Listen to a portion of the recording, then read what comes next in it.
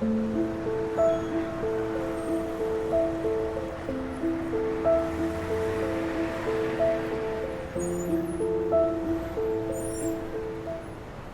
morning light crawled across the glass walls of Manhattan. The city was awake long before he was. Daniel Reinhardt sat quietly in the back of an Uber, his head leaning against the cold window. The hum of traffic filled the silence between him and the driver. "Good morning, sir. Where to?" the driver asked, voice warm and tired. "Downtown," Daniel said.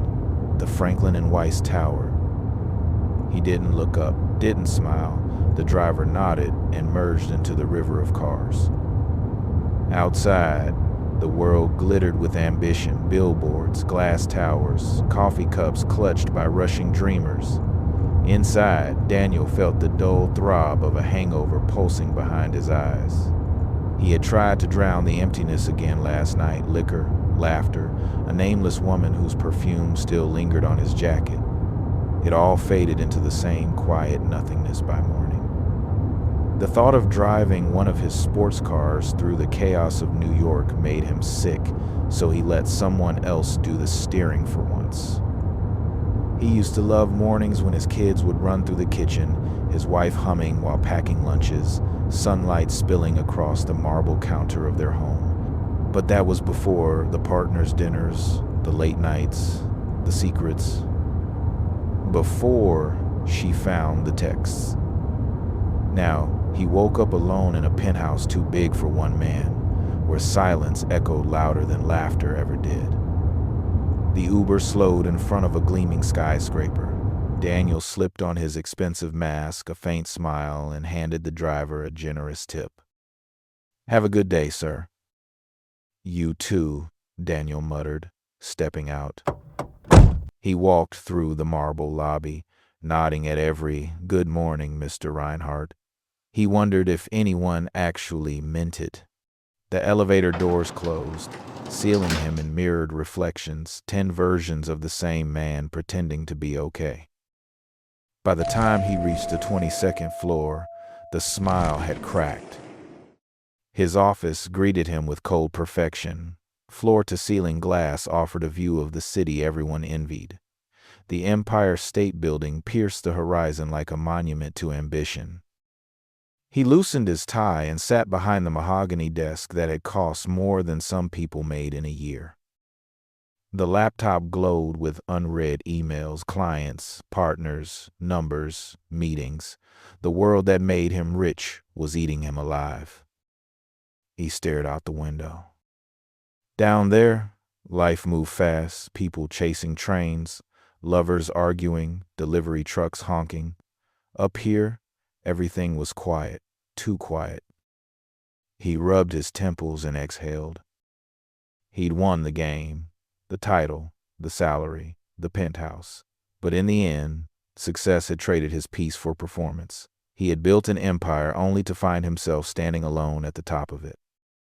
Daniel closed his eyes and whispered, not even sure to whom, "I have everything, and I feel nothing." The city stared back at him, brilliant, unfeeling, alive. The office was silent now.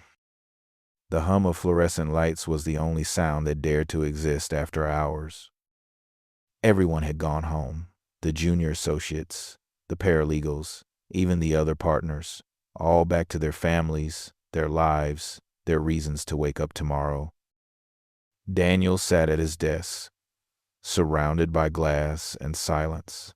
The city twinkled beyond the windows, mocking him with its rhythm. Another 12-hour day. Meetings, case reviews, strategy sessions, a lunch that had gone untouched, and a dinner he'd canceled halfway through because he had more to do. He had spent the day doing what he always did, winning arguments, closing deals, pretending to care about clients whose greed mirrored his own. Now, as the clock blinked past 10:47 p.m., he had no reason to stay, yet he couldn't bring himself to leave. He tried calling his children. His wife answered. "They're asleep, Daniel," she said flatly. "It's late." He hesitated. "Can I just—" You can't keep doing this. She interrupted. You work yourself to death and expect us to wait in the shadows until you remember we exist. It's not just the hours, Daniel. It's you. Even when you're home, you're not there. I'm done being second. She hung up. The silence that followed felt heavier than the city outside his window. He stared at his phone, half expecting it to light up again, but it didn't. He leaned back in his chair, eyes tracing the city lights below, all those people living, breathing, laughing, sinning, and somehow still feeling. He hadn't felt anything real in years. His father had once sat in this same office, same firm, same title, same emptiness. A legacy of ambition passed down like a curse. Daniel swore he'd be different. But now he was his father, a man who died rich and alone. He loosened his tie and stood. The weight of everything pressing on his shoulders. He needed air, not from an open window, but real air. Air that didn't taste like recycled ambition.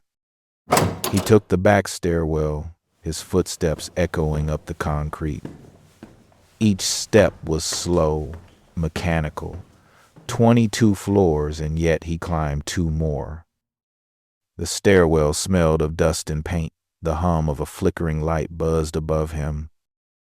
He wasn't thinking of dying. Not yet. He just needed to breathe. He pushed open the heavy rooftop door, and the city swallowed him whole. Wind brushed against his face, cool and alive. He walked to the edge of the roof, staring out at the glowing grid below. The Empire State Building stood tall in the distance, a glowing monument of dreams he once had. He slipped his hands into his pockets, eyes fixed on the horizon. For a brief moment, he imagined what it would feel like to let it all go. The pressure, the guilt, the endless noise of pretending. A whisper crept into his thoughts. It wasn't loud, but it was clear. End it here. No one will miss you. He closed his eyes, shaking his head, trying to push the thought away. But it came back, heavier, stronger. You failed them. Your wife is happier without you. Your children will forget you. You're already gone. Just make it official. His chest tightened. He took a step closer to the ledge. The wind howled, carrying the city's pulse beneath him. Taxis, laughter, sirens, the living sounds of a world that had moved on without him. He stood there, his reflection faintly visible in the glass behind him, a man framed by his own destruction. Tears stung his eyes, but he didn't wipe them. He wanted the city to see what it had done to him, what he had done to himself. It was the price of greed, ambition, and a hunger that could never be filled. He had spent his life chasing the illusion of more. More money, more status, more control, convinced that if he could just climb one floor higher, one deal bigger, he'd finally feel complete. But every victory left him emptier than the last. He wasn't driven by passion anymore, only by fear. Fear of failure, fear of being ordinary. He had wanted to be the man the world applauded, even if it meant losing every part of himself in the process. He didn't chase success to build something. He chased it to fill a void that no amount of wealth could touch. And then the voice in his head whispered again. Quieter, softer. End it here. but it was faint, almost lost in the storm of his despair. And as Daniel stepped onto the ledge, the cold wind felt strangely warm, like it was welcoming him to the next life. He closed his eyes and listened. "Hey, what are you doing? Come down from there." The voice startled Daniel. He turned sharply, his heart pounding. "Go away," he said. "You don't know me." The man stepped closer, voice calm but firm. "I do know you, Mr. Reinhardt, and I knew your father too." Daniel squinted through the night. "Mr. Stewart?" The older man nodded. "That's right. Now come down from there, sir. Let's talk." Daniel hesitated, then stepped off the ledge, his chest tight, his voice low. "What are you doing here this late? You usually work mornings." Mr. Stewart gave a soft chuckle, shaking his head. "Yeah, I do. Truth is, I wasn't even supposed to be here tonight." He looked out over the city, his voice steady and warm. "I was sitting over there in my chair, taking my break. I saw you come up. Figured you just needed some air, like me. But then I saw you step on that ledge, and I knew I was up here for a reason." He paused, eyes fixed on the skyline. "You see, Mr. Reinhardt, I work mornings, home by 4 every day. But lately, I've been taking double shifts. My wife's in the hospital, stage 4 cancer, and the bills are piling up. Today, I wasn't going to come in at all. I was headed to the hospital to be with her. I told my manager today wasn't a good day. Then he called again and said he'd double my overtime pay if I was willing to come in.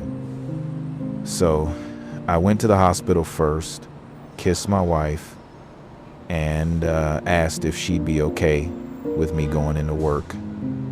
She smiled and said, "Go ahead, honey. I'll be okay." And now, standing here, I think I understand what God was doing. Daniel stared at him, lost for words. "You're saying you think it was meant for you to be here tonight? And it's not just some weird coincidence?" Mr. Stewart nodded. "I don't believe in coincidence, Mr. Reinhardt. I believe God has a plan, even when we don't understand it."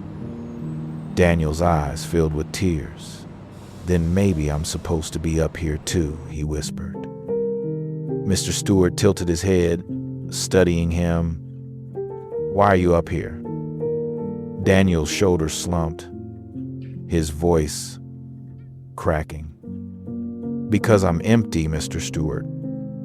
I have everything people dream of, and none of it means anything. My wife left me and took our kids.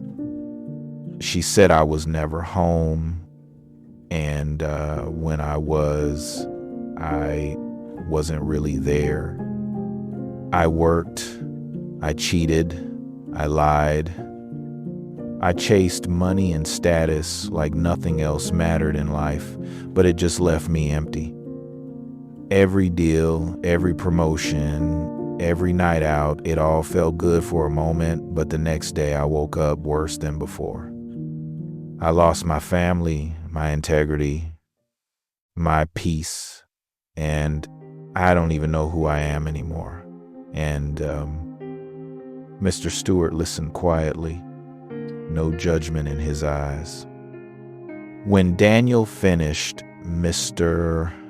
Stewart said softly, "You've been carrying too much alone.